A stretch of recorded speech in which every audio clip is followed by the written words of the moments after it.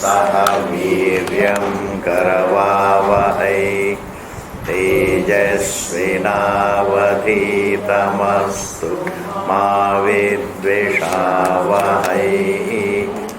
ॐ शान्ति शान्ति शान्तिः।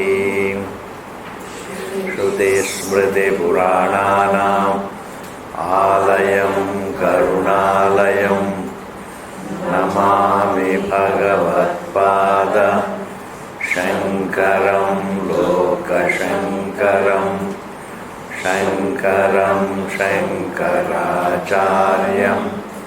केशवं बादरायणं सूत्रभाष्यकृतौ वन्दे भगवन्तौ पुनः पुनः।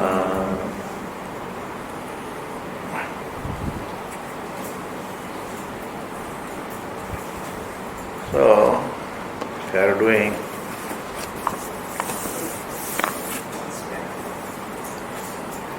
fourth page is over. Evam cha sati. Evam cha sati avidyaya mithya vikalpa rupaya. This is what we have to do. Wherever there is avidya, avidya means error about a fact. The error is always in the form of erroneous thinking. Erroneous thinking about a fact that is already there doesn't change the nature of the fact.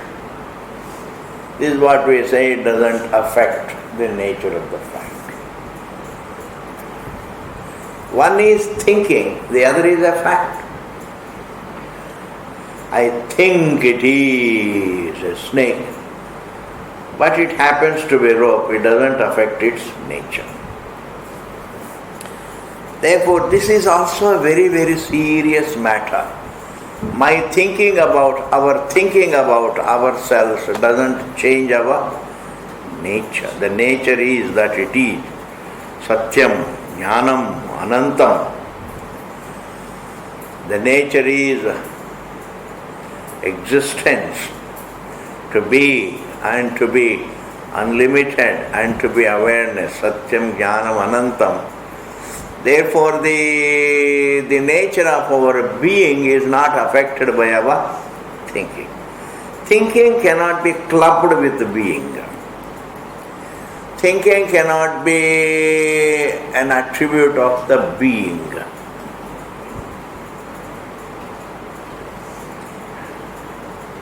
Just as the sound cannot be a part of silence.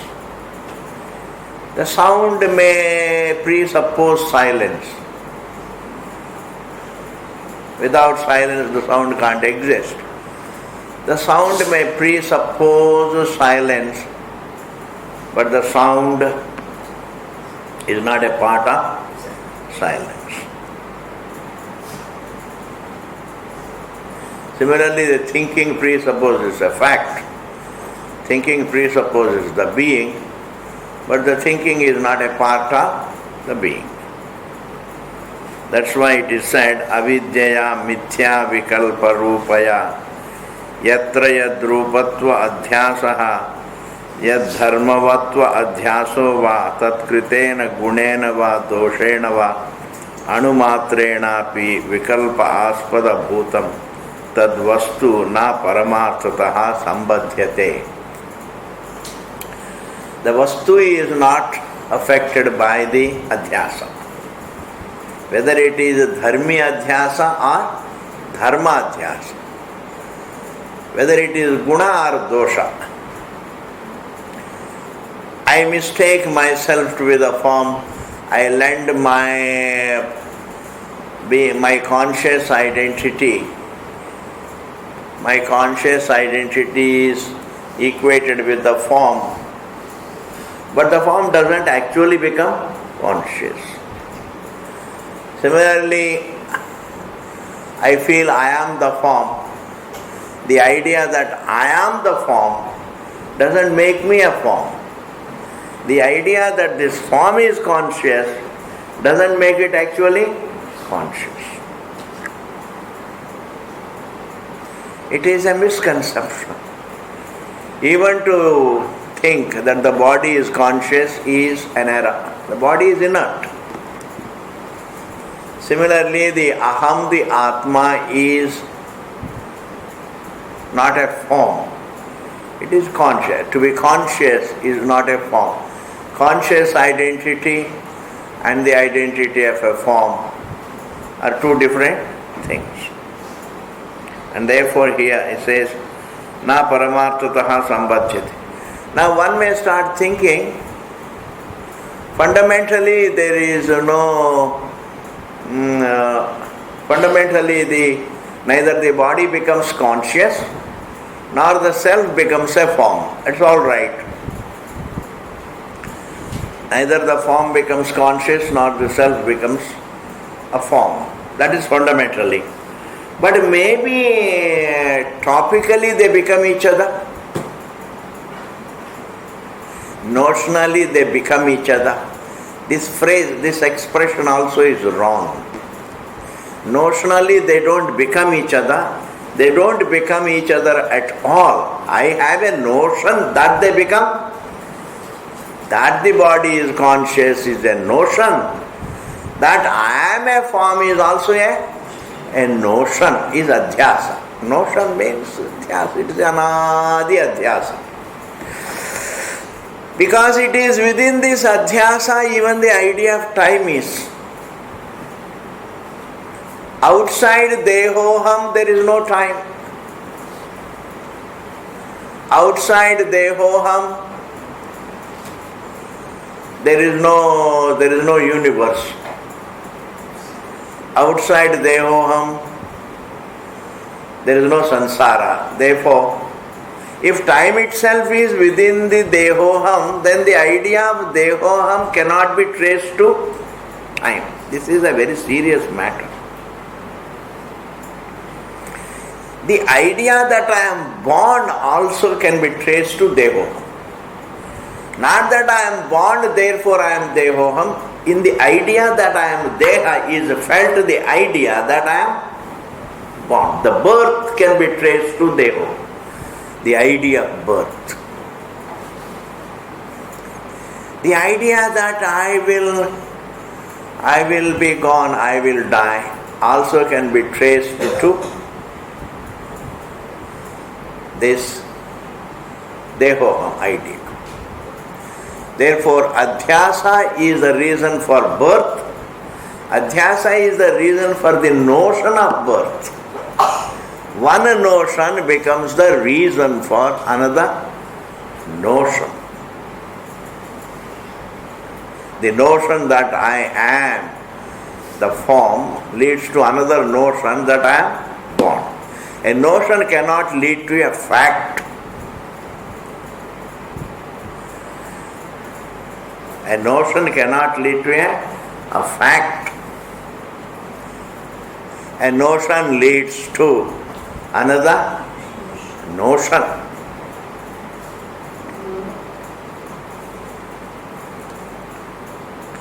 What is the notion? I am deha is a notion. This notion that I am deha leads to the notion that I am born. But don't take it the other way. The birth leads to the notion that I am deha. Then you have destroyed Vedanta. Then it is total misunderstanding.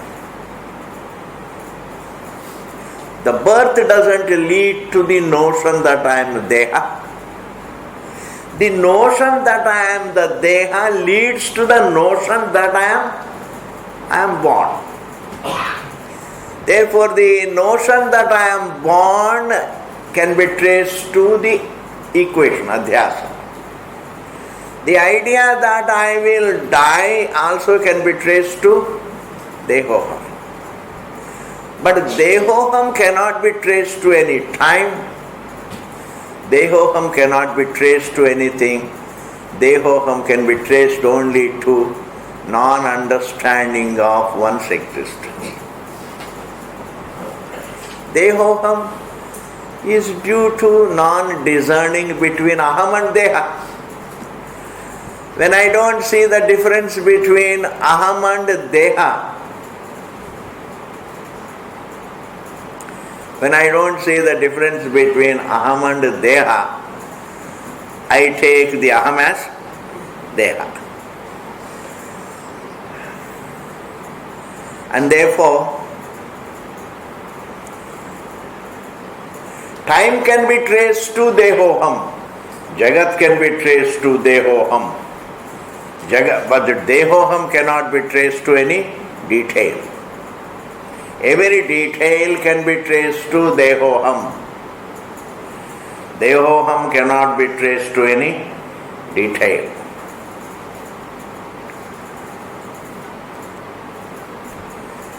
We can't trace this error, self-error that I am the deha to any particular point of time, to any particular point of space, to any particular point of situation also.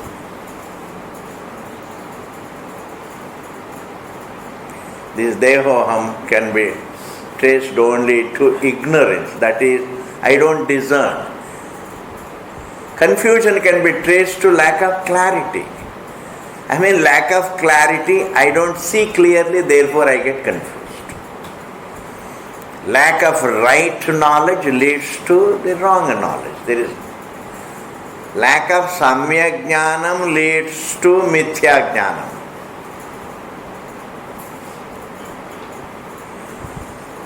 That it is a snake is due to the lack of knowledge that it is wrong. Therefore, dehoham, this adhyasa is there due to lack of vichara between the deha and aham, the atma.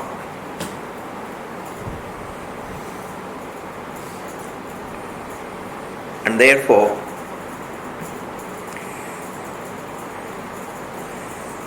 deha and atma, they don't become each other either. In fact, they don't become each other even topically. They don't become each other at all. But I conclude they become each other. I have got again pain, Ji. It's a problem. This throat, vocal cords have a problem.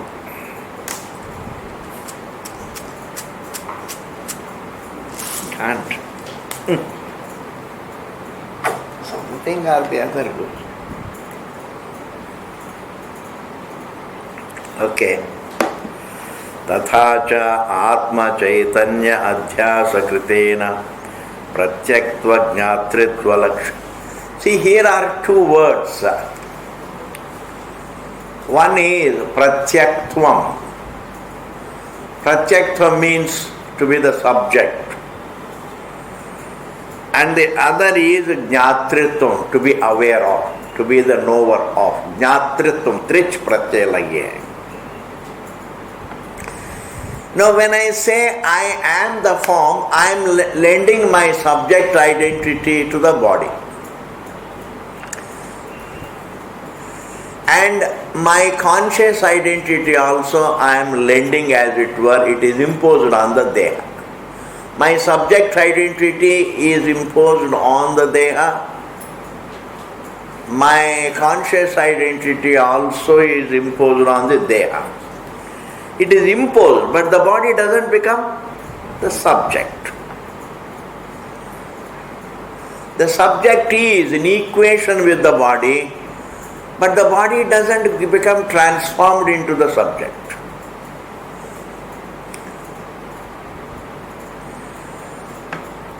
My conscious identity is imposed on the body, but the body doesn't actually get transformed into a conscious being. It continues to be inert.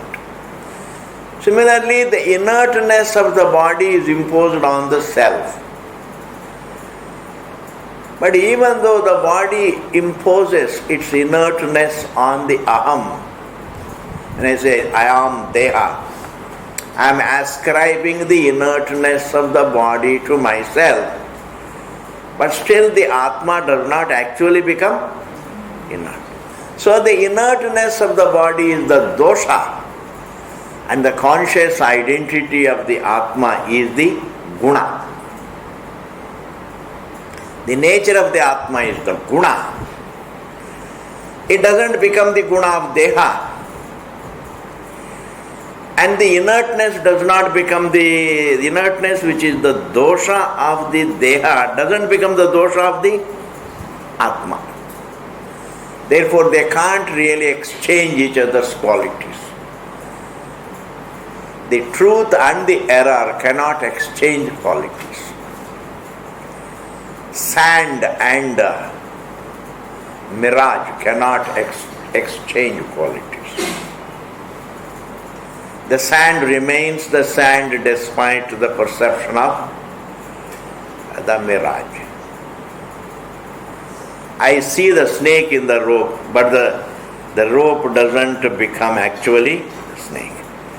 This is a very serious matter, that man's suffering is only due to lack of looking at his own existence.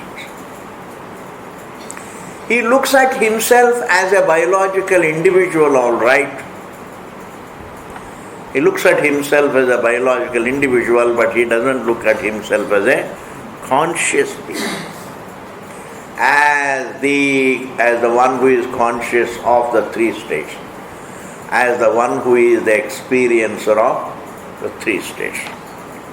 Therefore, the guna of the Atma doesn't become the quality of the Deha. The dosha of the Deha doesn't become the quality of the Atma. This we have seen. Na kadapi kinchidapi sambadhyate tatha aham kartru bhoktritva adhyasa kritena vikriyavatva sukha dukkha bhogadi rupena doshena va na atma tat sakshi yeshadapi sambadhyate. Similarly, kartrutvam bhoktritvam, that is imposed on the Atma, doesn't really convert the Atma into the Karta and Bhokta. Just as the Dehatvam, Dehoham, this feeling is Adhyasa, Kartrutvam also is. See, any relationship is conveyed by the word trich. Trich means ER. Walker, talker, that anything that is called ER. In English, if you have a word and if it has ER, it means it is the actor. In Sanskrit, it is called Trich Pratyaya. Like walker means he is related to action. Talker related to action. He becomes an individual. You add ER, then it becomes an individual. It gets related to an action. Karta means it is a trich. He is the doer, means he is related to an action. He is enjoyer, means he gets related to enjoyment. This enjoyerness, doerness, walkerness, talkerness, seerness, thinkerness, understanderness, this is all that is drashtrutvam, shrotrutvam, mantritvam, vijñatritvam. All these trich pratyayas, meaning a relationship, they are all adhyasa in the self. The unlimited self is viewed as the seer of, thinker of, actor of, doer of, enjoyer of. They are imposed. Now this kartrutvam and bhoktrutvam, even though they are imposed upon the Atma, they don't become the qualities of Atma. Similarly, The conscious identity of the Atma, even though it is imposed upon the Kartrutvam, imposed upon the Bhoktrutvam, that conscious identity actually doesn't become the quality of Kartrutvam and Bhoktrutvam, because the Kartrutvam and Bhoktrutvam remain a part of Adhyasa. It's Jadam. Any notion about the self, however intimate is the notion about the self, that notion is Jadam. One's existence is conscious. Therefore, Vikriyavatva Sukha Dukkha Bhogadi Rupena Doshena Vana Atma Tat Sakshi Ishadapi. Ishadapi na sambhajyate, even a little, it's not connected with it. Evam, in this manner, Asmat Pratyaya Gocharaha Atma, the self that is felt as the object of I thought. Asmat Pratyaya Gocharaha. Swasmin Adhyaropita Dehendriya Manobuddhibihi Vishayabhutaihi Anatmabihi Tad Dharmairva na Anumatramapi na Sambadhyate Kvachidapi Paramartata. So the body is something, it is Yushmat Pratyaya Vishayaha. Atma is Asmat Pratyaya Vishayaha. So Asmat Pratyaya Vishayaha Atma is viewed as the body which is the Yushmat Pratyaya Vishayaha. So the Yushmat Pratyaya Vishayaha, the body, doesn't really taint, doesn't really give its quality to the Asmat Pratyaya. Asmat Pratyaya Vishaya can never become Yushmat Pratyaya Vishaya. And the Yushmat Pratyaya Vishaya can never become the Asmat Pratyaya Vishaya, even though they are viewed so. I can view the rope as snake, but I can't convert it into snake. I can view myself as Deha, but I can't become Deha. And therefore, evam, in this manner, Dehendriyadayopi, Deha Indriyadayaha, even the Deha and the senses,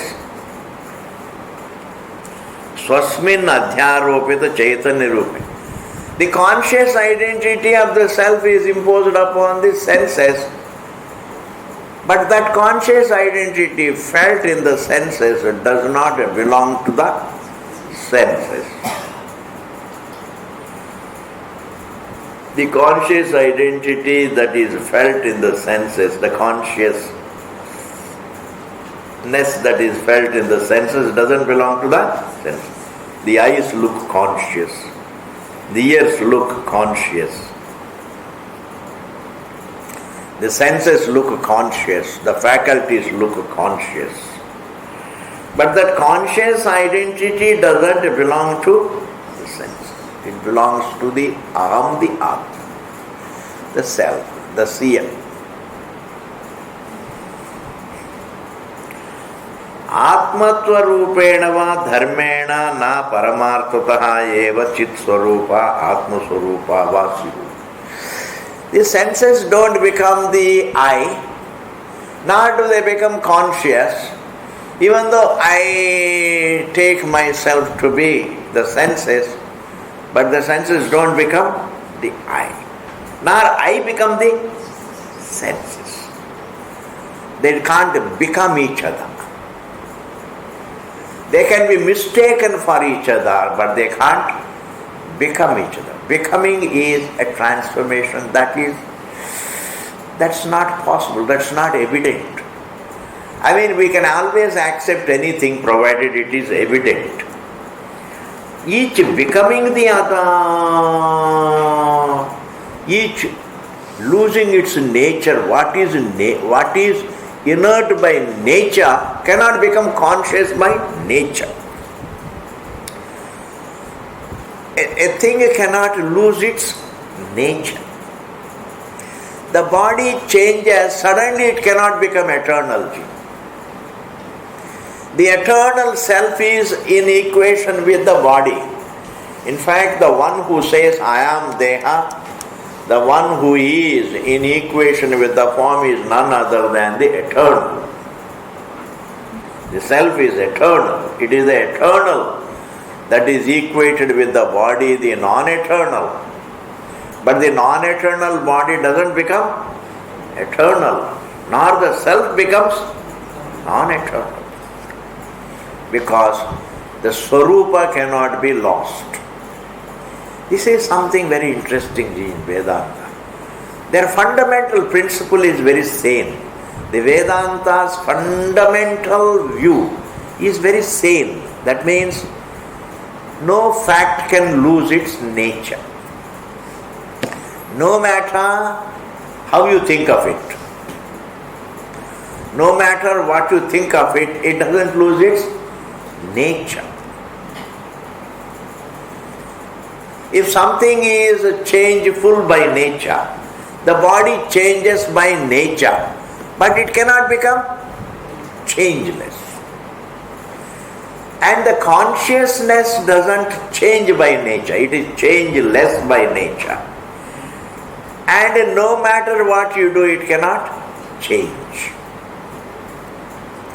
This space is boundless by nature. The space is boundless, boundary free.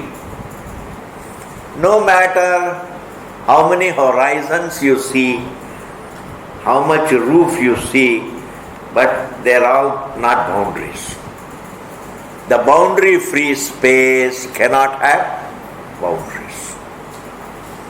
What changes by nature cannot become changeless. What is changeless by nature cannot change. Therefore, between the self and the body, however intimate is the confusion, they can't become each other. The self and the body cannot become. They are viewed each other. They are felt each other, but they haven't become each other. There is no becoming. This is the great saving grace. My unhappiness, my struggle, my individuality, my fear of death, this entire samsara is felt by me. So much of problem is felt in life. So much struggle is felt. So many desires are felt. It's all a part of as a part of sense of limitation. It is all because I don't really discern between the aham and deha. When I don't look at myself very closely, I keep living as a deha. As a deha I am limited, and as a limited it is that sense of limitation is contrary to our nature. And whenever we live a notion contrary to our nature, we resist that notion. We want to go back to our nature. Therefore, we fight throughout life, we try to come back, become again full. And we try to become full through the desires, through the objects, through the actions, through the accumulations, through the pleasures. But a notion cannot get corrected through pleasures. Adhyasa cannot get corrected through adhyasa cannot corrected through pleasures. Therefore, the struggle continues. For how long it will continue? Until it dawns on him that self-error doesn't go away just because I enjoy more. And therefore, the great saving grace is I don't have to do anything, I have to only look at myself very closely, our existence. as the Sakshi of the three states. Because the Avastha cannot be there unless there is Avastha Sakshi. A thought cannot be there unless there is a witness to the. One is the thinker of the thought, the other is the very witness of the thinker-thought relationship. That is the difference between the thinker identity and Sakshi identity. Same thing. As the thinker of the thought, I am the thinker. I decide to think a thought. As the decider to think a thought, I am a thinker. But thinker-thought is a relationship. And the one who sees that relationship and also sees the negation of that relationship is the Sakshi. Therefore, an Avastha cannot exist without Sakshi. Thus, looking at our existence as the Sakshi, dwelling on our identity as the Sakshi of the three states. Self-reflection primarily is in the form of looking at oneself as Avasthatraya Sakshi. It is only registering a felt experience. A universally, choicelessly felt experience. A very intimately felt experience. A very intimately felt experience is that I am the experiencer of the three states. This itself does the job of discerning between the experiencer and the experienced. As the experiencer of the three states, look at yourself. Rather than as a waking identity.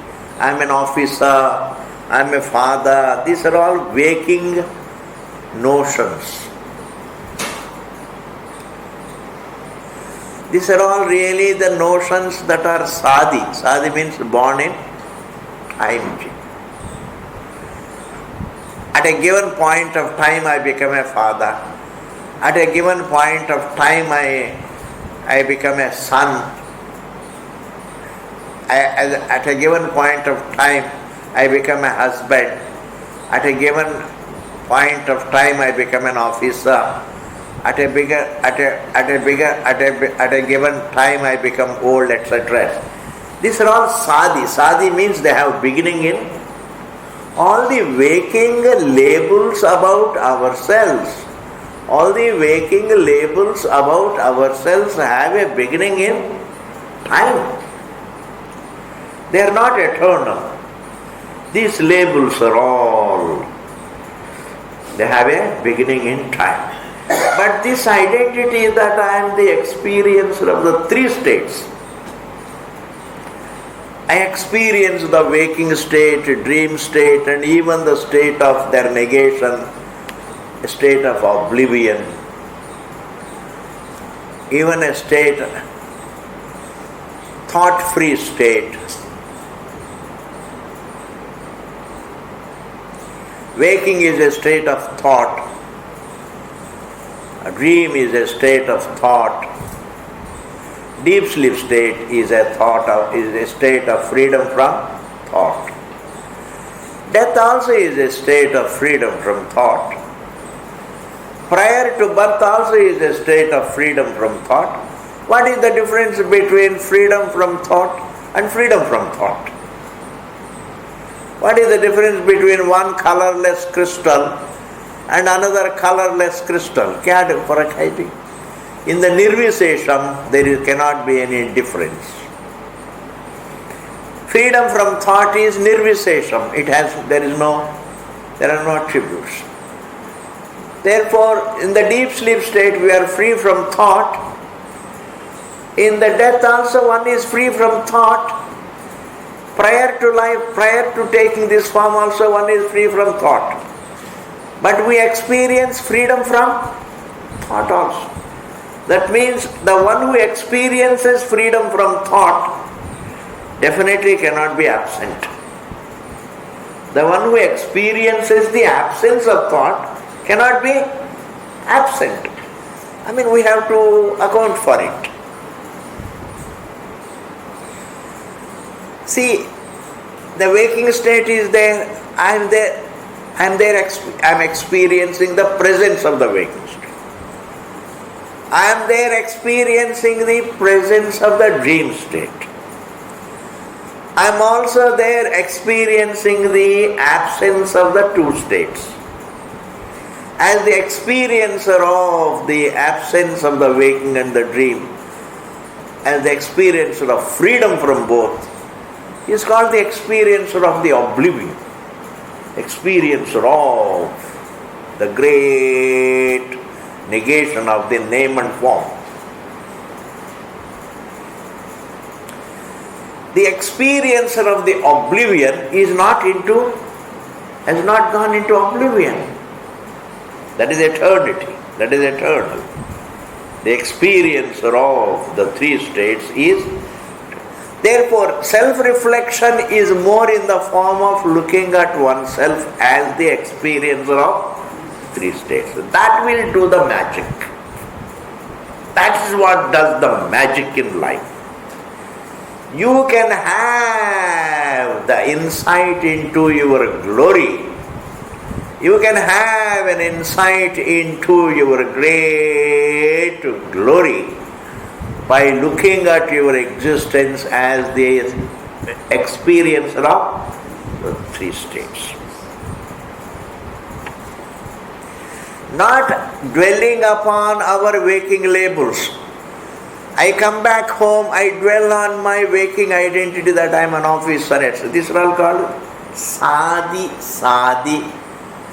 identities, certain labels which have a beginning in time. Therefore, when I dwell on those factors which have a beginning in time, then I have no time to dwell on something which doesn't begin in time. If I dwell on the non-eternals, then I can't dwell on the eternal. I have to turn my attention to my identity as the experiencer of the three states. As the experiencer of the three states, it is not man-made. It is not something decided. I can decide to be a father. I can decide to be a husband. I can decide to be an officer. I can decide to be a servant. I can decide to be a businessman. But I can't decide to be the experiencer of three states. That is choiceless. What is not decided by me is anadi. What is decided by me, what is chosen by me, has a beginning in time. Therefore, this is the saving grace. What is the saving grace? Man suffers, but the suffering-free truth also is available for understanding. Apicha sukshma ikshakaya. See, this author is very beautiful. He says, if you think very subtly, sukshma ikshakaya. If you have sukshma drishti, if you think very subtly, very closely, अगर बारीक से सोचे, सूक्ष्म ईक्षकया वीक्ष्यमाणे, when it is analyzed with great subtlety, ज्ञातृत्वं कर्तृत्वं भोक्तृत्वं च नैव आत्मनः. The self has no relationship with anything, neither related to an action, nor related to an enjoyment, nor related to any form. It's not a doer. Kartrutvam, bhoktritvam and pramatritvam are not the nature of the self. Because these relationships themselves get resolved. And what can resolve is not a part of the self. The very resolution of one's kartrutvam is witnessed by oneself. If you can experience the resolution of your own kartrutvam, if you experience the resolution of your own bhoktrutvam and your own pramatritvam, the witness of the resolution, the witness of the kartrutvam that has resolution, that kartrutvam cannot belong to the witness. What you witness cannot belong to the witness. What is witnessed cannot belong to the witness.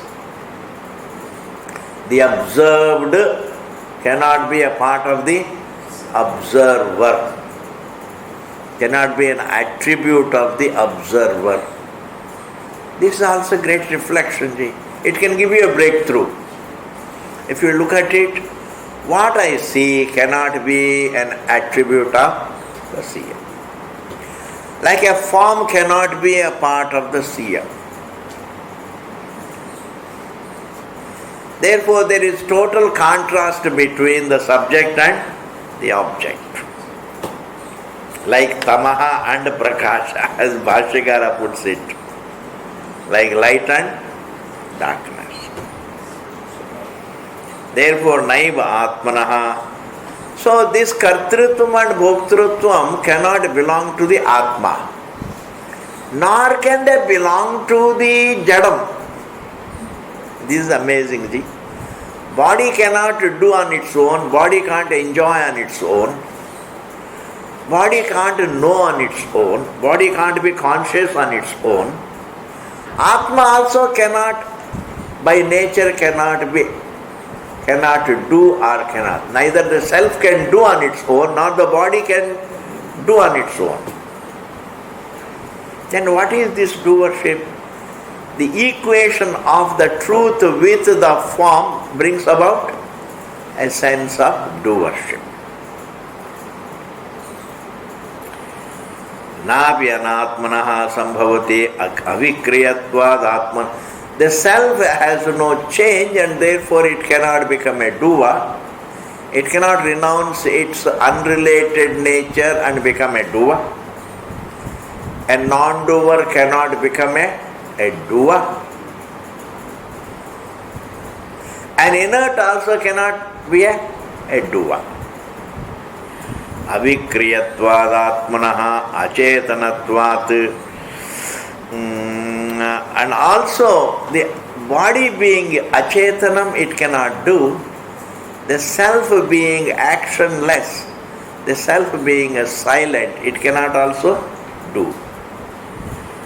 Then what is this kartrutvam?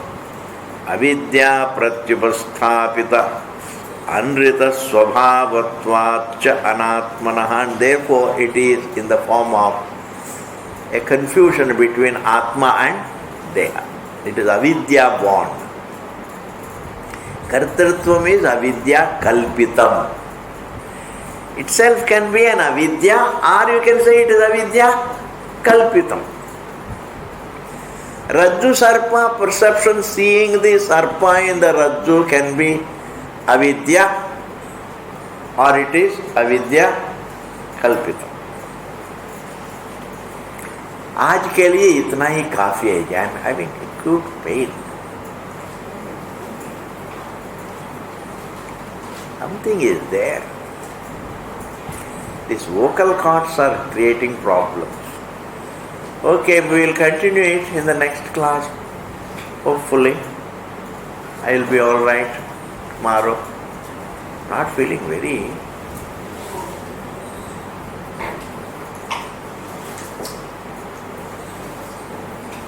Can't talk the way I want to talk. We'll continue it tomorrow. Tomorrow we'll come back. Om Purnamadaha Purnamidam Purnat Purnamudachyate Purnasya Purnamadaya Purnameva Vasishyate. Om Shanti Shanti Shanti. Thank you.